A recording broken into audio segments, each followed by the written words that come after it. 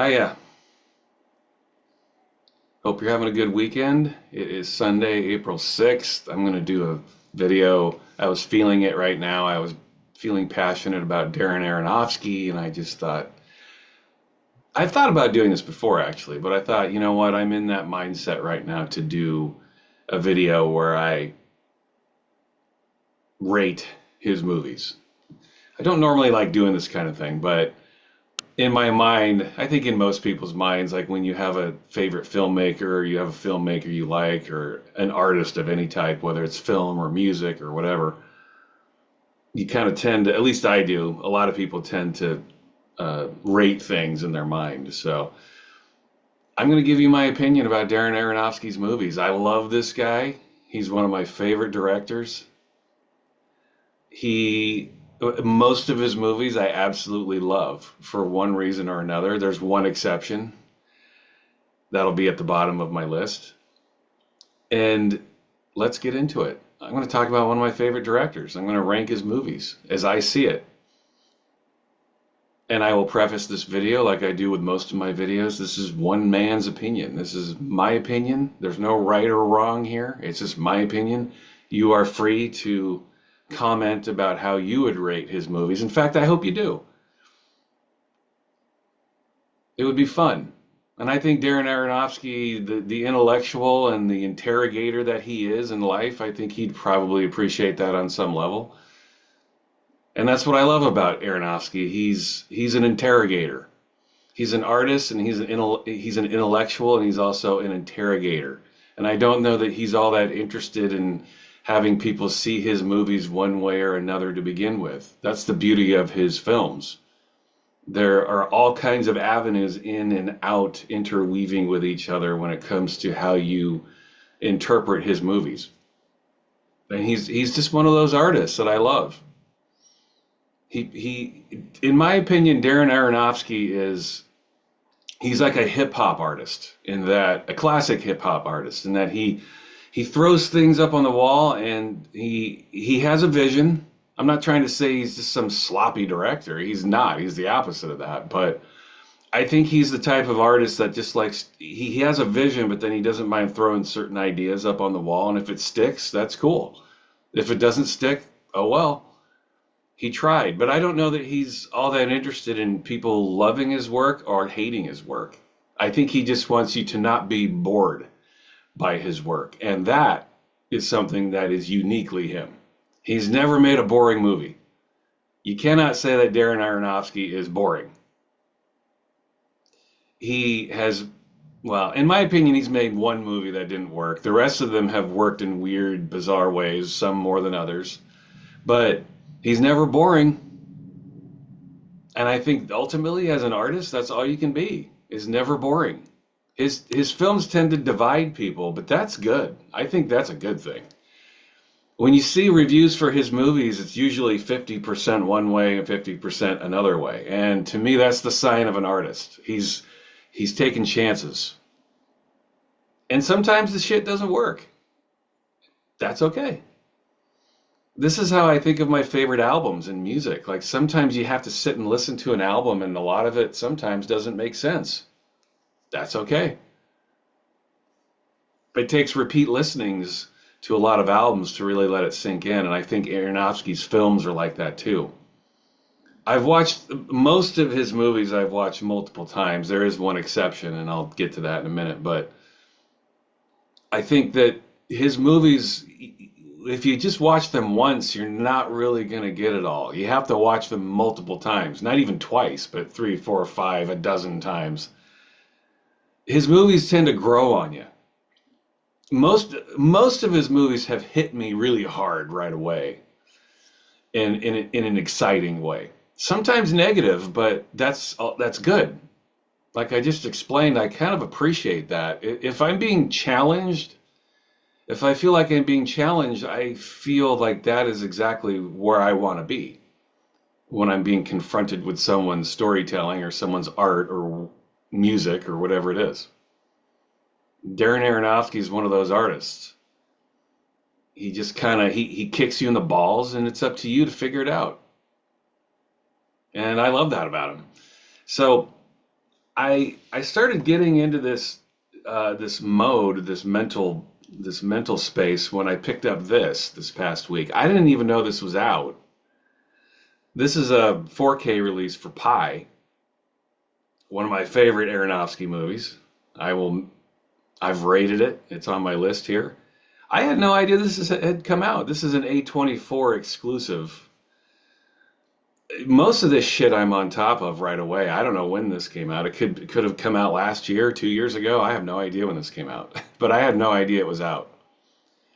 Usually, I use a couple of sources to notify me that new releases are coming out. So generally, I have a pretty good idea of new movies that get released. But I had no clue that this had come out. So I just picked it up this week. I was like, oh my God, Pi is on 4K and it's like this exclusive release, and I can't wait to get this. One of my favorite movies. But this is what got me thinking about Darren Aronofsky. And I looked him up yesterday because I was like, what is this guy, what is he doing? Like he made The Whale a couple years ago, and I haven't paid attention to what he's doing, but he actually has a new movie coming out this year. It's called Caught Stealing. It's based on a book. I haven't read the book, but I just ordered the book. I want to read the book before I see the movie. I try to always do that. By the way, I'm one of those people that doesn't get affected by movies being different than books. I don't care.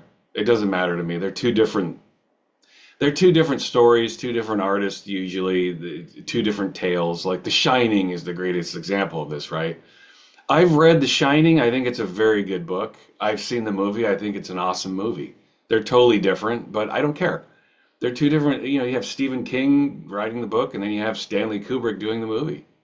It's okay if they're different. It doesn't bother me. So I'm going to go read Caught Stealing. I'd never even heard of the book.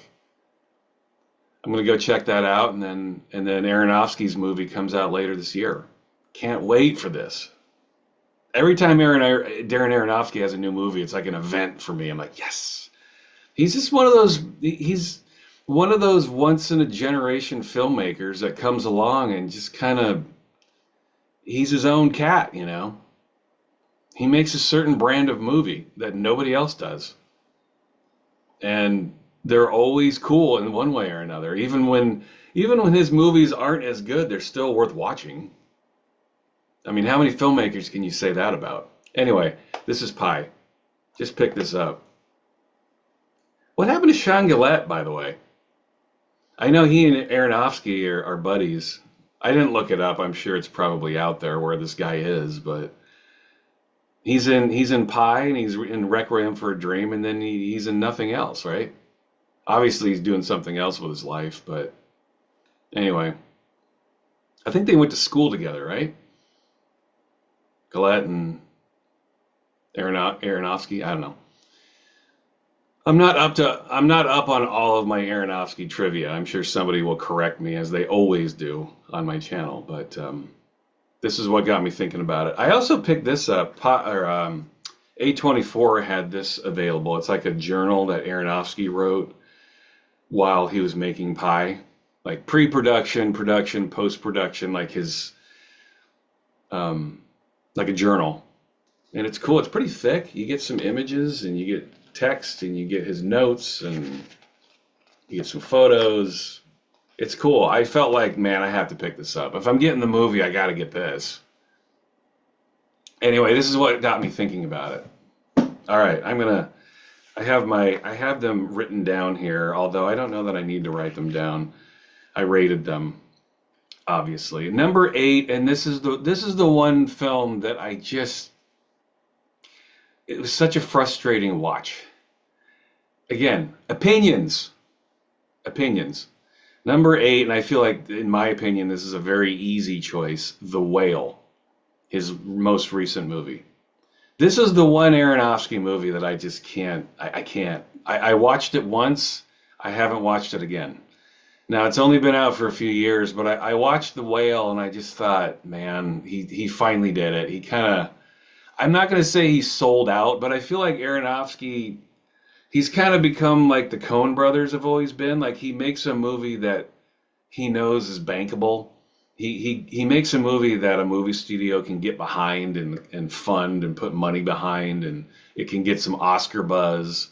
But it's not really his passion project. It's not necessarily a movie that he's super passionate about doing. Maybe I'm wrong. I don't know. It doesn't seem like Aronofsky would ever do anything that would bore him. He's the kind of guy that's going to make a movie if he's passionate about it. But The Whale is hard to watch, man. And I don't mean because it's about a fat guy who has people making fun of him and it's endless fat comments and fat shaming and shit like this. I just thought it was hard to watch because it just wasn't. My main problem with the movie, let me put it this way. My main problem with the movie is it was woefully miscast. Brendan Fraser. I'm sorry. I know that everyone got behind the Brendan Fraser train and they loved him. And they were like, here he is. He's coming back. It's a big comeback for Brendan Fraser. I didn't see it. I did not see it, man. I thought he was so woefully miscast. I did not think he had the chops to pull this performance off. I did not think he did a good job. The Whale's based on a play too, and that's how the movie comes off. It's just basically the whole damn movie is in one room. So that doesn't mean it's necessarily bad. I mean, movies like Glengarry Glen Ross are some of my favorite movies of all time, and that whole movie basically takes place in one room. There are a couple of exceptions, but most of that whole movie takes place in one room. It's based on a play, and it's a brilliant movie. Not so with The Whale. I couldn't get into it. Now, was it boring? No, it was not boring. I can't say his name. Aronofsky is not boring. He's never been boring. And I love him for that. And I will watch The Whale again at some point, but I watched it once and man, it was tough to sit through.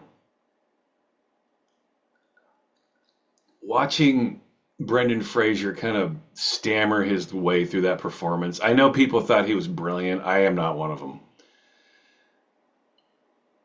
I didn't. I thought he was woefully miscast. So it's just a personal preference. I'm sure people out there love The Whale and really identify with The Whale, and I get it. Not for me. I'll have to watch it again, but just thinking of watching it again, I don't know. I thought it was really overwrought, melodramatic. And I can't say his name. I'm sorry. I'll just say Darren. Darren, he has a penchant for being melodramatic in his movies anyway, I think, but it usually works. He figures out a way to make it legit. Not with The Whale. I thought the performance was overwrought, melodramatic, the music was misplaced. And that was one thing that was off about the movie. Darren usually has spot on music. Thanks to Clint Mansell, obviously. And people who watch my channel, you no doubt are going to be fans of Clint Mansell. Hopefully you've seen my Pop Will Eat Itself videos that I've already done. Who saw that coming, by the way? Could you ever envision Clint Mansell being who he is today, back in the late 80s when you were buying PWEI records? Whoever saw that one coming? But it kind of makes sense in a way. PWEI they were always sampling films. I mean, they loved films, obviously, but I certainly didn't see that one coming. But anyway, I'll talk about Clint Poppy later in the video because he's one of the top film scorers on the planet, as we all know. But The Whale just, I don't know, didn't work for me. It was a slog getting through that movie, man. It was like, how fucking melodramatic can you get? Darren Aronofsky has I know probably most of you have turned off my video by now because I can't say this fucker's name. Darren usually does a really good job of ending his movies. He has a beautiful way about ending his movies. His movies tend to be very up in the air and ambiguous, and I love that. I prefer that with movies. I want to watch a movie and not have my hand held. I don't want to. This is what drives me nuts about most movies nowadays. Is they're so ham-fisted about getting their point across and being virtue signaling, and they want you to understand what their message is. I don't want to know what your fucking message is. I don't care. Present your art to me and let me figure it out. Don't patronize me. Just give me your story and I'll figure it out. That's the whole point. Whether it's movies or music or whatever it is. Let me work this out for myself. And Darren does a very good job of that. Most of his movies are like that. But The End of the Whale, I know it's based on a play. It is what it is. Not for me. So I don't want to go much longer about The Whale because I don't love the movie. I don't like it. Usually when Aronofsky is doing something that I don't approve of in his movies, I still like it because he's taking a chance. Again, it's that whole hip hop kind of pastiche culture that he inhibits with his, or exhibits, I should say, exhibits with his films.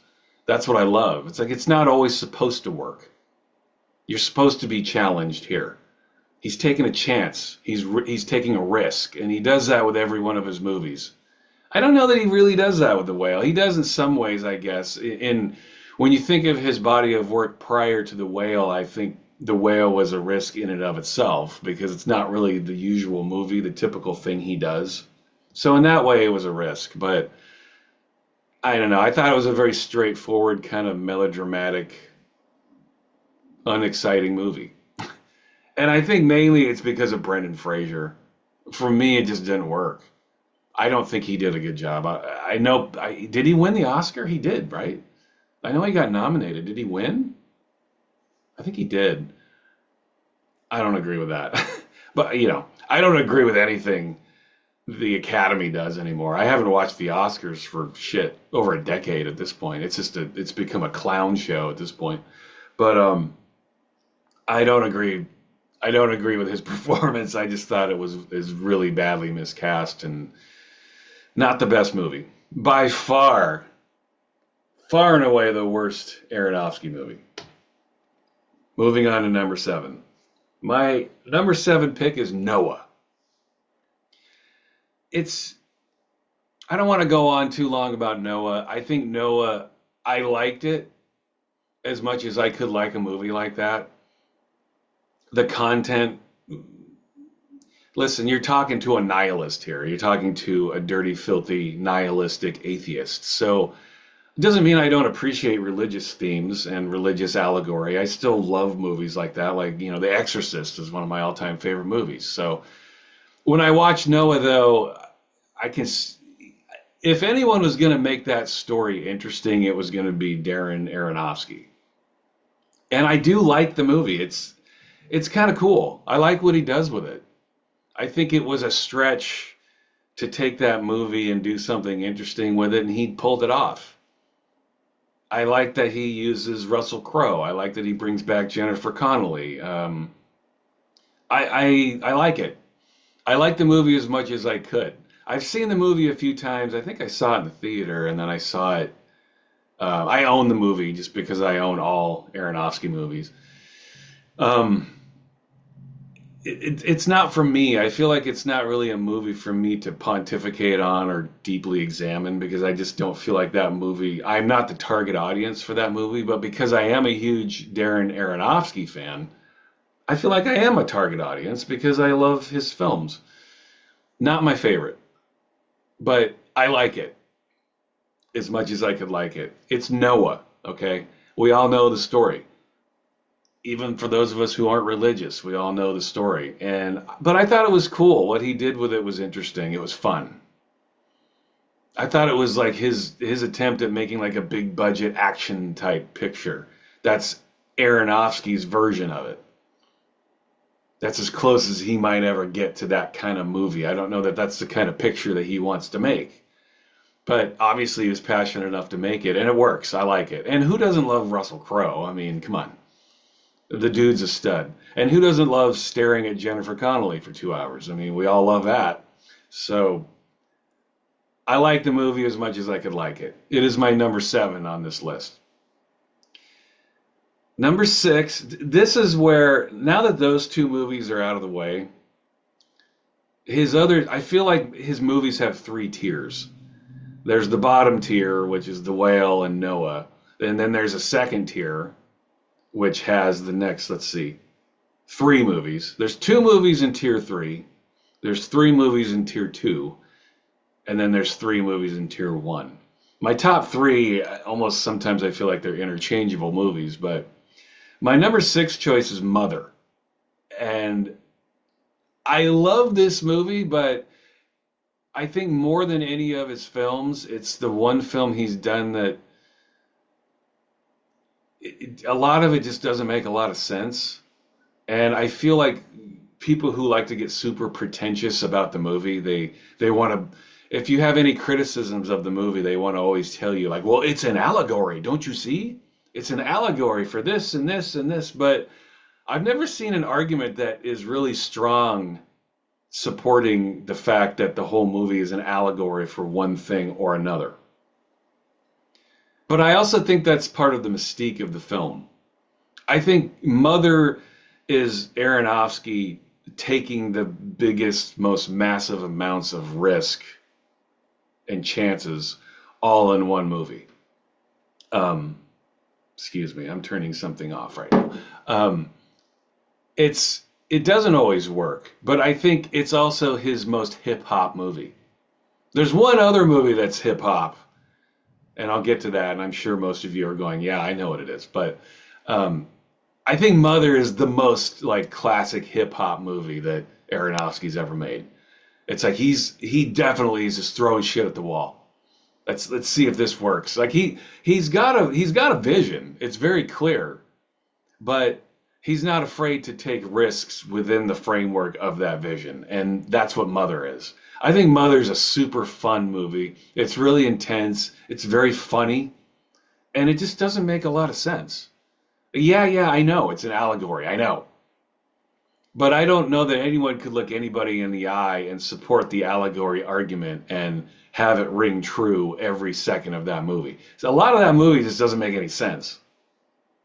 But this is why a lot of Aronofsky movies require repeated viewings. I've seen Mother 3 or 4 times, and it's a heavy movie. It's not an easy movie to get through. It's not necessarily a movie a lot of people are going to watch more than once. I do because I think it's fun.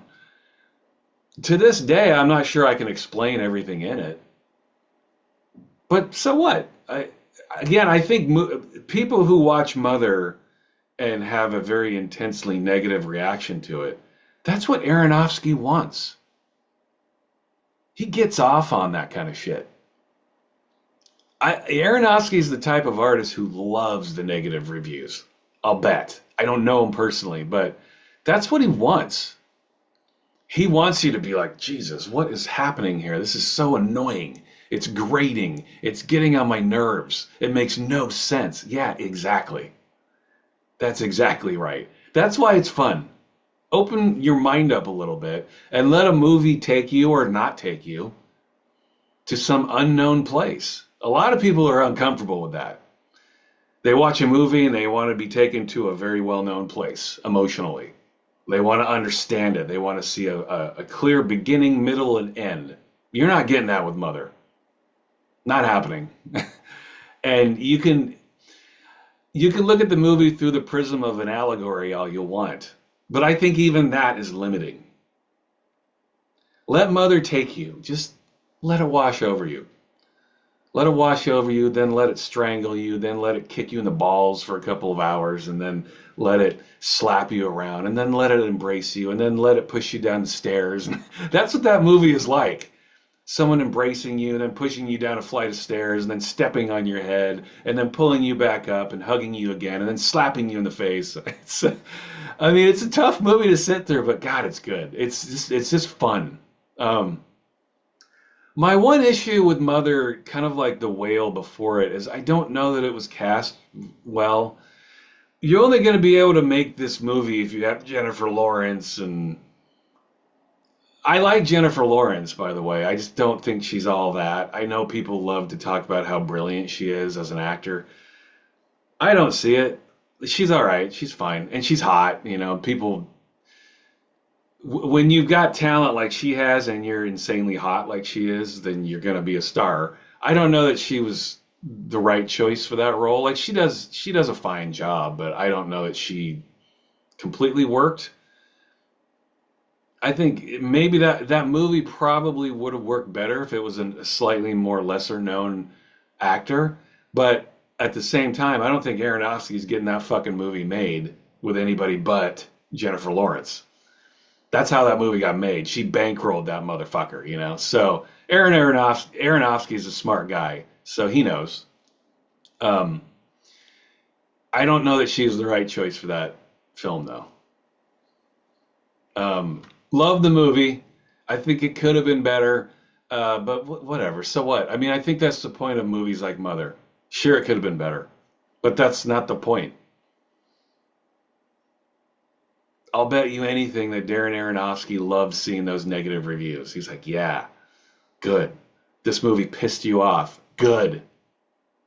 Awesome. Excellent. Mission accomplished. That's what hip hop is about, man. It's about pissing people off. It's about being punk rock. And that's what Mother is. Arguably, Mother is his most punk rock movie for sure, I think. It's fun. If you saw Mother at some point, you hated it, try watching it again and understand that that's not the point to understand the film. It's high art, films like Mother, in my opinion. High art is this. Watching Mother is like looking at a Rembrandt painting. You know, it's like you're looking at it and you're like, oh shit, this is super disturbing, or maybe it's not. Maybe it's really beautiful. I don't know. To me, that's the greatest art. When you're looking at something, you're watching something, and you're listening to something, you can't figure it out. Like, what the fuck is this? That's Mother. Personified, illustrated, all that shit. That is high art. That is the moment looking at a piece of art and being like, I have no idea what to make of this. And there will forever be discourse and debates about it. In my opinion, that is exactly what Aronofsky was looking for. So, Mother would be my number 6. Number 5, the top 5. I mean, there's only 8 here, but whatever. Black Swan. Black Swan would be my number 5. Great movie, man. I think that Black Swan is the example of Aronofsky taking his hip hop art pastiche style and making it a mainstream movie. It's the best example of him doing this. Mother's got all the big stars in it, but Mother's just off the chains weird and bizarre. Black Swan is a story. It's got a beginning, middle, and end. It's got the big stars, but it's an Aronofsky film. You know what I'm trying to say? It's the best marriage of what he does mixed with the mainstream. It all comes together with Black Swan. Great movie, freaky, funny. He just comes through as a true auteur with that movie. Black Swan's a blast, man. I remember seeing that in the theater. My then girlfriend wasn't really aware of Aronofsky at that point. She had a passing knowledge of him. Black Swan was his 5th movie, right? 5th? Yeah. Was his 5th movie. I think she had seen one of his previous movies, so she didn't know a lot about him. But when she saw Black Swan, and she was hard to please. She was picky with art. She was an artist herself. I remember when she saw Black Swan, she was like, that was fucking great. And she loved it. And Black Swan's probably the closest that, well, this is arguable, as most art pieces of Aronofsky are. This can all be argued, and this is what makes him a beautiful director. I think Black Swan's probably the closest he ever got to a straight up horror movie. It's definitely kind of a horror movie in its way, but it's funny, cast very well. Natalie Portman just crushes in this film. Everyone he puts in this movie was very carefully placed. Just a fun movie. And again, I think the best example of where Aronofsky was able to take mainstream and mix it with the more auteur style that is him. He mixes it all together with Black Swan, and it comes together. Fantastic movie, man. It's so fun to watch this. And Portman, yeah, Portman just crushes. Arguably her best performance, which is saying a lot. She's a fantastic actor, but she crushes in this film. This is my number 5 choice. Number 4, and this is the end of tier 2. After this one, I get into tier 1. My number 4 choice, The Wrestler. Very much like Black Swan, and the rest, he did The Wrestler right before Black Swan. I think Wrestler is a great example of him being mainstream, but also kind of doing what he does. The Wrestler's close to what he did with The Whale, but because of Mickey Rourke, The Wrestler works. This is Mickey Rourke's movie. He owns this movie. He is this character. Aronofsky was smart enough to see that. He went and picked up Mickey Rourke when he was down and out. His career had gone down the shitter. He had fucked up his career. Rourke knew it. Rourke is a super self-reflective guy. He understood the mistakes he had made. And Aronofsky went to him with that movie, and he was like, "Look, dude, this is you. This is you. I can't pay you for this movie, but this is you. This is the role you were born to play. You want to revive your career? Come on, man. Come on board. I'm not paying you for this movie, but just let's do this." And he did. And you can see a deep respect between the actor and the director during this movie. It's a pretty simple story. It's just a dude down and out who's toward the end of his life because of health conditions. He's in this weird career trajectory as a wrestler. But no one could have pulled this off other than Mickey Rourke. And he makes this story beautiful. The Wrestler's a great movie. It really is. It's, again, in when you're looking at Aronofsky's full body of work, I think The Wrestler kind of fits in there between Black Swan and The Whale. It's one of his more mainstream movies, but it's a beautiful story and beautifully acted by Mickey Rourke.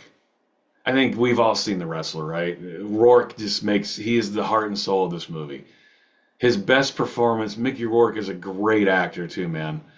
He did go down the shithole through some of his acting choices, pretty much throughout the 90s, really. He just kind of tanked.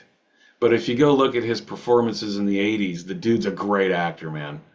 And he brings it all together in The Wrestler. His whole career trajectory just kind of worked its way up to The Wrestler, and Aronofsky was there to capture it. It's a beautiful movie, The Wrestler, number 4. And Marissa Tomei with her shirt off. Another great reason to love The Wrestler, because that never gets old. Okay, we're into tier 1 now.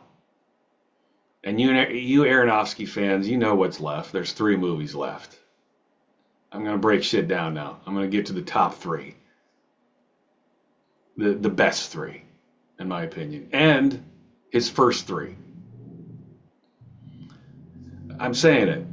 His first 3 movies are in a tier of their own, man. Like he was a hungry, young artist looking to make good, and you can tell by his first 3 movies. Number 3, Requiem for a Dream. Now I know the top 3 it's kind of interchangeable, but for me, Requiem for a Dream is number 3. It's number 3, but it's a beautiful movie. I don't know that I have much negative to say or critical to say about Requiem for a Dream. Beautiful fucking movie. And it still is. I've mentioned this briefly in other videos, but I first saw Requiem for a Dream in the theater on a date, and I never saw her again. I think she was offended that I would take her to a first date like this, but whatever. The right person would understand a great movie like this, but she had a very intensely negative reaction to it. Again, the sign of great art, in my opinion. I was completely enthralled with this movie. Now, I'd already seen his previous movie, which I have yet to mention, and I already held up the disc because you already know it's Pi.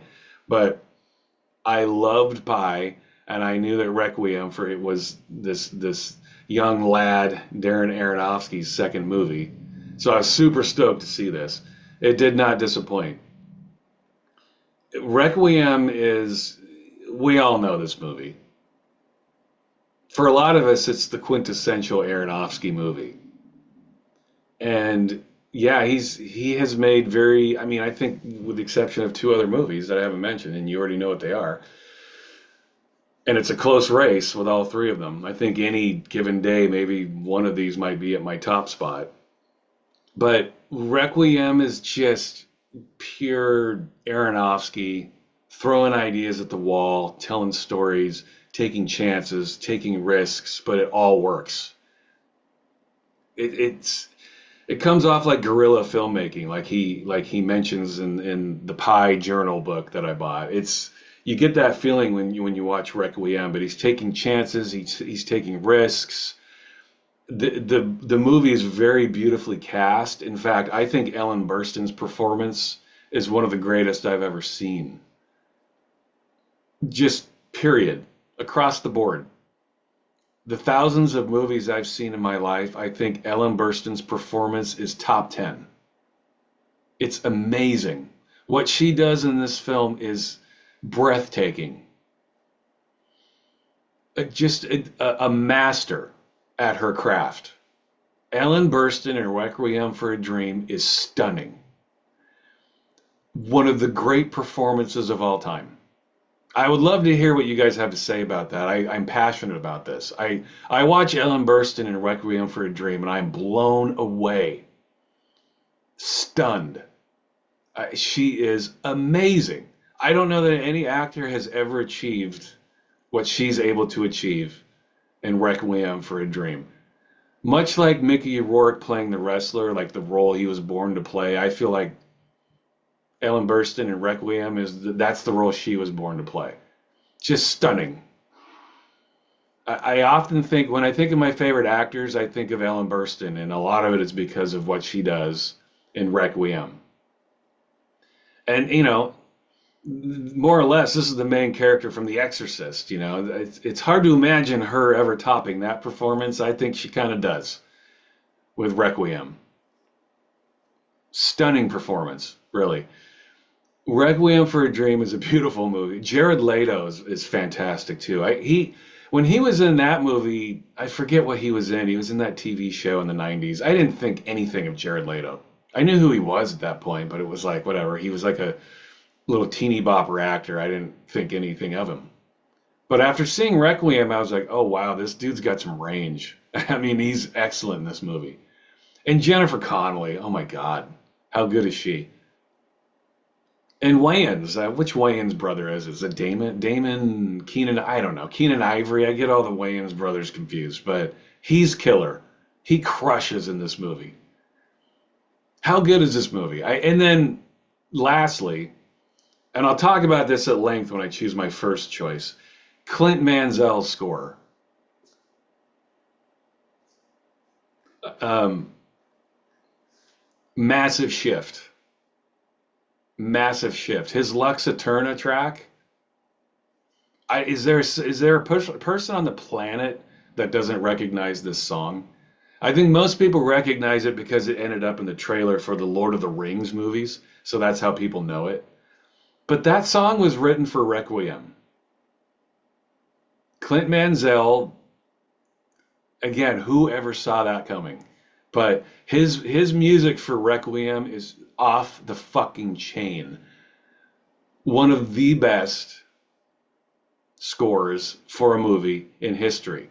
And there's only really, in my opinion, the best score that I've ever heard for a movie is for another Aronofsky movie that I'll get to here. But stunning. Everything about the movie. I don't know that I have a single critical thing to say.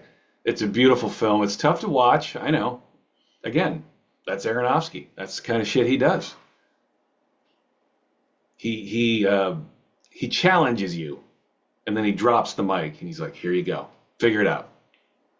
This is beyond me now. You figure this out. Fucking beautiful movie, Requiem. One of the best. All right, number 2. This bad boy right here. Pi. This was my intro, as many of us will say the same thing. This was my intro to Aronofsky. I saw this movie in the theater and I was fucking blown away. I watch it to this day and it still takes my breath away. It's I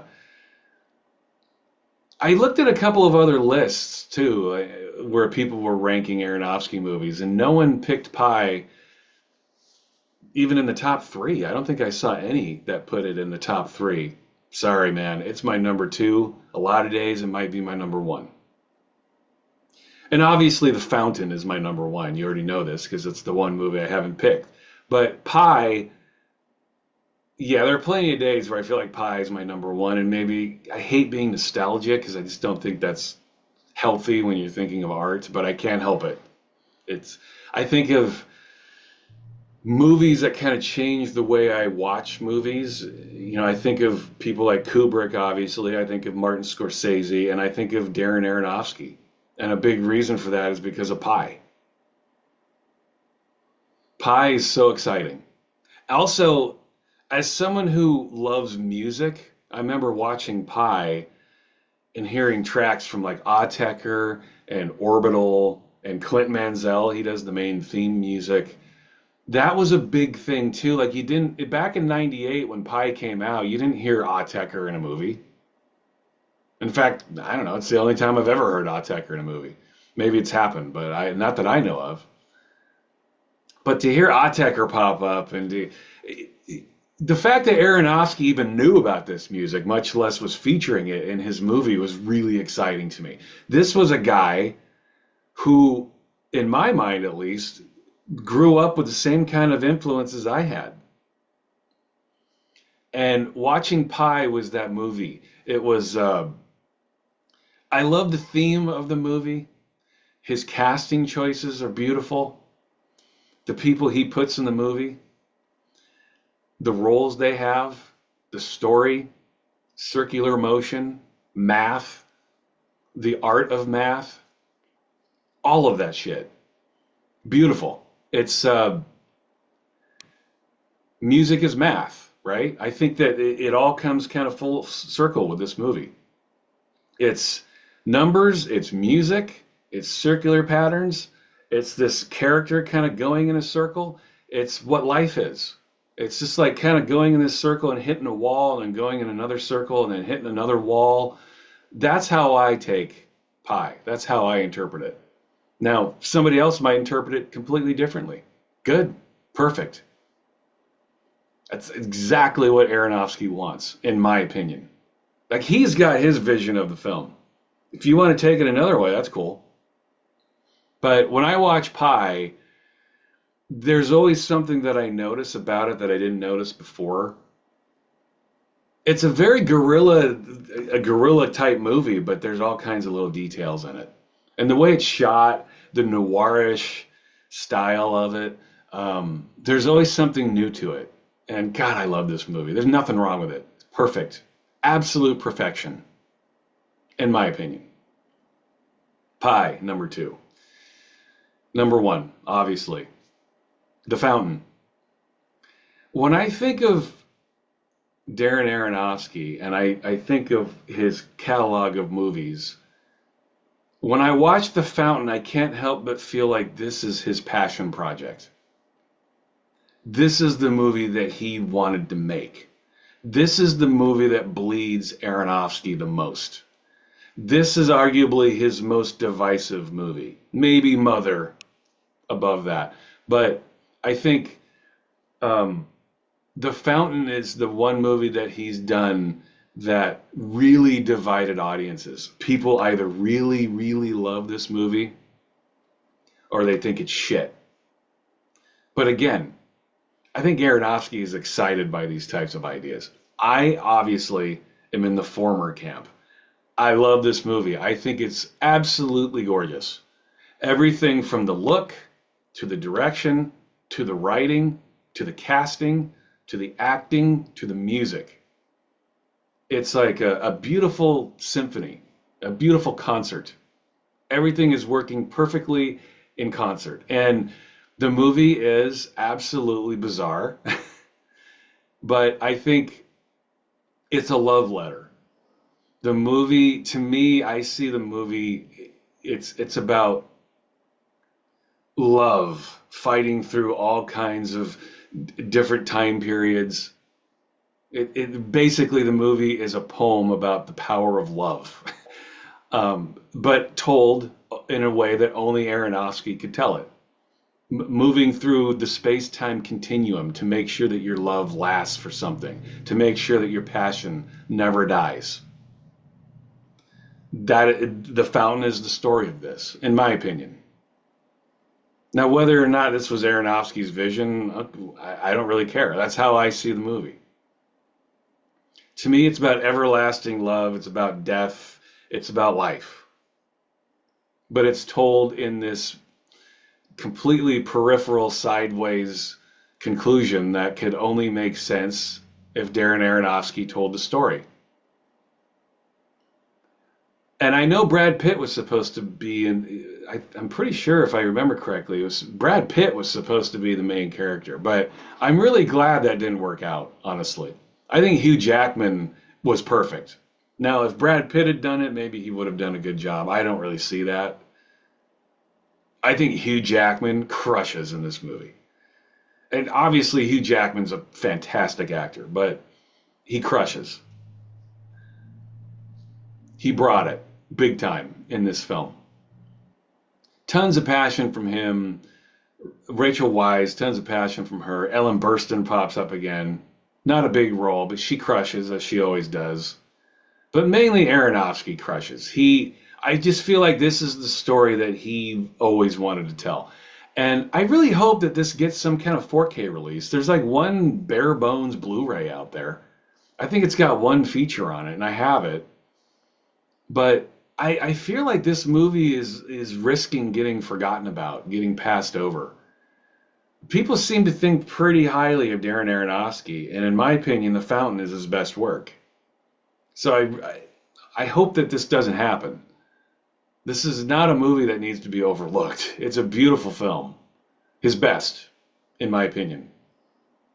So I hope it doesn't get forgotten. But if you've somehow never seen The Fountain, you need to see it. It's one of the best movies I've ever seen. And go watch Pi, too, if you've never seen Pi, but or any of these if you haven't seen them. But I think The Fountain is Aronofsky at his very, very peak. I mean, he's still got movies ahead of him, but I just feel like this is a movie that he wrote, right? Didn't he write The Fountain? Let me get this right before I go there. I would hate to get that wrong. Let me look this up really quick. I know this is going to bore the piss out of most of you, but I feel like he wrote The Fountain. I probably should know this right off the top of my head. Yeah, he wrote it.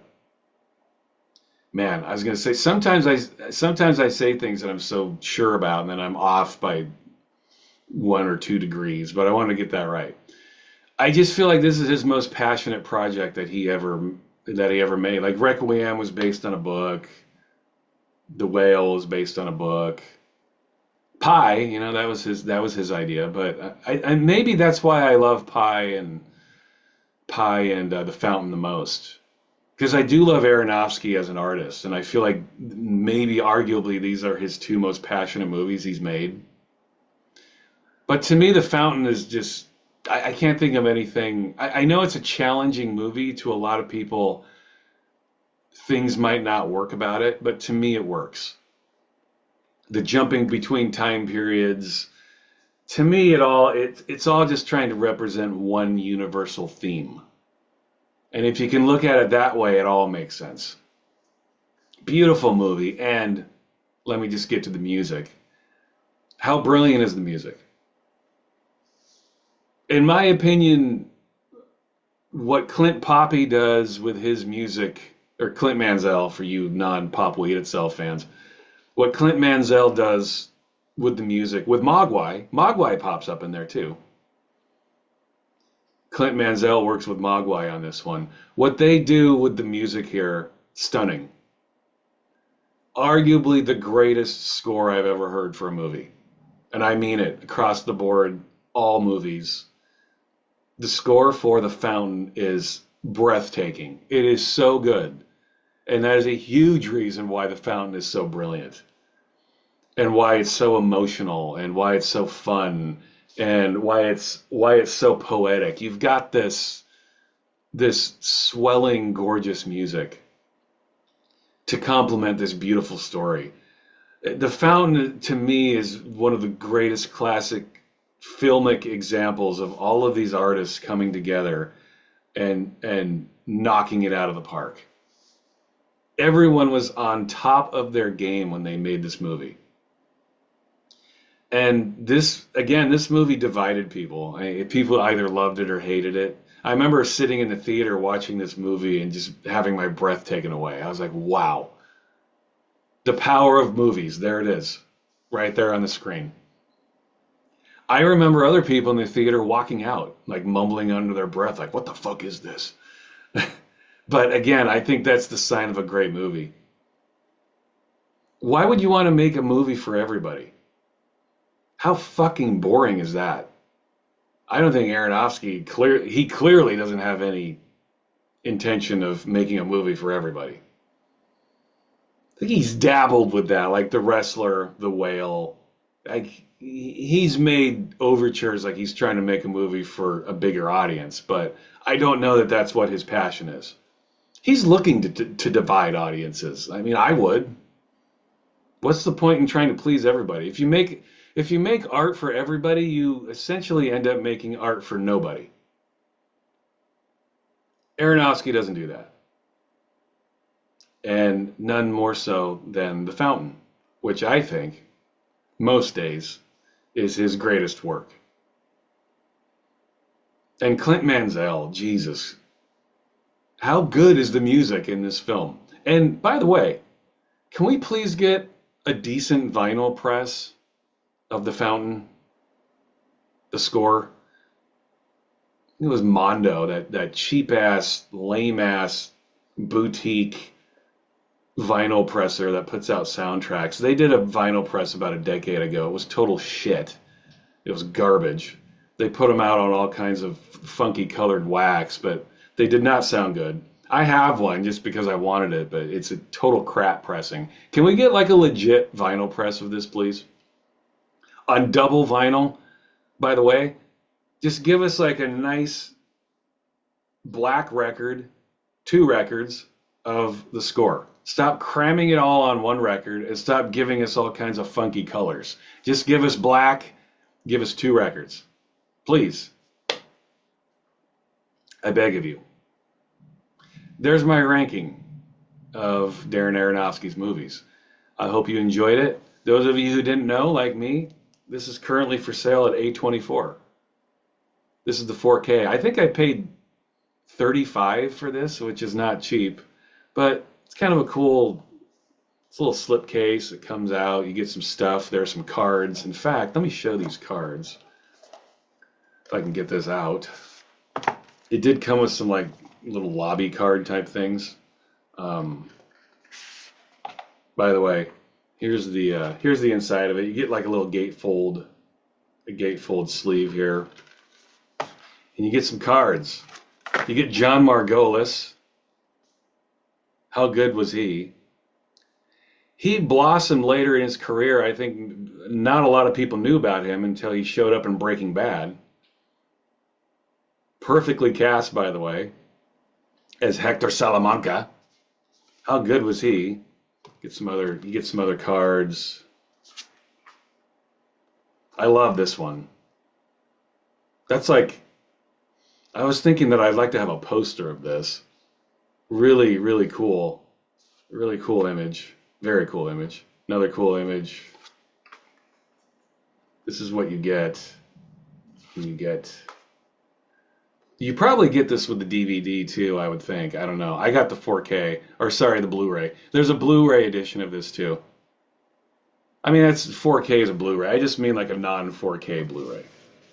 those are the things you get. You do get options if you choose to buy this. Anyway, hope you enjoyed this video. I enjoyed Darren Aronofsky very much, and I was happy to find this 4K release of Pi, because I had no clue it was out. All right, I'm getting out of here. Happy Sunday, guys. I'll talk to you later.